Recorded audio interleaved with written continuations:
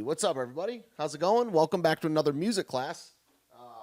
I'm doing 30 videos in 30 days here, but I took the weekend off because of weekend plus a couple days, 5-6 day weekend, something like that, because of the Easter holiday. So welcome back. We're probably going to be uploading a couple of these every day for a while to catch up. But today we're going to talk about inversions. Welcome to the channel. Steven, Know Nothing Music, doing 30 videos in 30 days. But I already said that, and that's barely even true at this point. So let's just get into the lesson. Allow me to redeem myself. So today we're talking about inversions. We've done classes on chords before. Obviously, it's more than one note being played at the same time. And we've gone through triads, which are 3-note chords that contain the 1, the 3, and the 5 of the scale. Although I do need to do another video on scale tones and what each note means to every chord. But inversions. The way that I teach what inversions are, I mean, we don't want to give too long of an explanation that you won't remember. We don't want to give too short of an explanation that doesn't actually mean the thing that we're talking about. Inversions, the way I think about it, it's a chord with the same notes in a different order. If you look up here, we have, and as always, we're going to be doing this class without an instrument in our hands to try to teach you the theory of music, and you'll be able to apply it to most instruments, once we get all said and done. We got a chord here, a C chord. I probably should have written that down, but it's the notes C, E, and G. If you look on your piano or your other instrument, you'll be able to find the notes C, E, and G. Now, that's usually the first chord that people learn, and they learn it C, E, and G, and they're playing it in that order with the root note as the lowest note. Here's the thing about chords, though. If the notes in the chord are the same, it doesn't matter the order that they're in. The name of the note or the name of the chord is going to be the same. Let me say that one more time for effect. If the notes in the chord are the same, then the chord is the same name regardless of the order of notes. So you could have a C, then 5 more Cs, then 1 E, and then 300 Gs. That is still a C chord. Now, it's not going to sound exactly the same. We're not talking about the sound of the chord, but the name of the chord and the general character of the chord being the chord, the C major-ness of the chord is going to be the same. So we have C, E, and G right here. And if you were to jump up one inversion to E, G, and C in that order from low to high on the piano, it is still a C chord. Now, it's called a first inversion C or C major chord, but it is still a C chord. The reason for that is because the names of the notes are the same in the chord. C, E, G is a C chord. Now, it's considered a root position C major chord, still a C chord. First inversion, E, G, C, in that order from low to high, is a first inversion C chord, but it's still a C chord. If you go up to G, C, E, those notes in that order on the piano, it's called a second inversion C major chord, but it's still a C chord. If you're reading it off the page, it'll have the G as the lowest note, but it's still considered to be a C major chord. Here's a fact about chords. You can infinitely repeat notes, duplicate notes, 1,000,000 Cs, 5 Es, and 100 Gs, and you can infinitely switch them in order, and the name of the chord stays the same. Okay, so we have the root position, first inversion, second inversion, going up, going down the piano. And just like anything else, this, of course, does not just apply to C major or just minor or anything else. It applies to all 12 notes and every version of that chord. Okay, so C major has these inversions. Then C minor is a different note, C, E flat, and G, E flat, G, C, G, C, E flat. As long as the names of the notes in the chord are the same, you're dealing with the same chord. So that's what inversions are. It's a chord with the notes in a different order. One thing I recommend my students do is to learn inversions as quick as they can.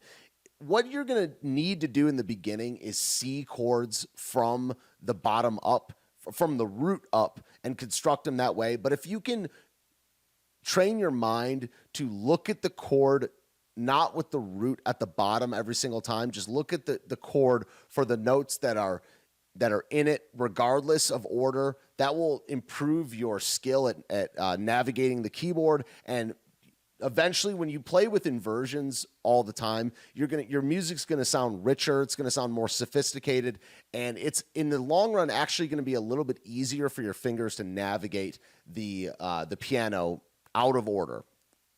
In air quotes, out. It's not necessarily out of order. It's actually is in order. It's just not from the root note, the root position chord up every single time. So that's inversions. What we're going to do with the rest of the class is we're actually going to teach you a inversion exercise that is going to benefit you that I kind of developed myself, but it's just a logical order to go through different inversions. So let's actually go through it with this C major chord as an example right now. So you got RH, LH, and BH. That stands for right hand, left hand, both hands. So what you're going to do is you're going to pick a chord and you're going to play a chord. You're going to start with the root position chord. So we've just played C, E, and G at the same time. Then you're going to go up to the first inversion, E, G, C, but of course, if we were picking a D minor or an E flat major, it would be the notes in that chord, not just a C. You play the root position of the chord. You go up to the first inversion. Then you go up to the second inversion. Then you go up to the root position that is an octave above the initial chord. Then you come down backwards doing the same process. You go from the root position down to the second inversion, down to the first inversion, down to the initial root position chord. Then you repeat that same process forward and back with your left hand. You're playing C, E, G with your left hand, E, G, C with your left hand, G, C, E, which is the second inversion with your left hand, up to the root position, up an octave from the initial root position chord. Then you go backwards, the same process. You're going to have to take your time, look it in, and play the names of the notes is what matters in piano and in inversions. Not what shape feels right, not what seems right to you. If the names of the notes are not the same, you are not playing the chord correctly. You're not playing the inversion correctly. You're not going to be feeling your way to what feels, oh, it might be this key, whatever. It's got to be named C, E, G, blah, blah, blah. In other words, you're not going to be playing a fourth different note at all in this whole exercise. You're going to be doing different iterations of C, E, G, E, G, C over, up and down the piano going through your inversions. So you've gone through your right hand going up and down. You've gone through your left hand going up and down. And then finally, the most challenging one is you're going to go with both hands at the same time, up through your inversions, backwards through your inversions. You're going to start on a C major or whatever chord you choose.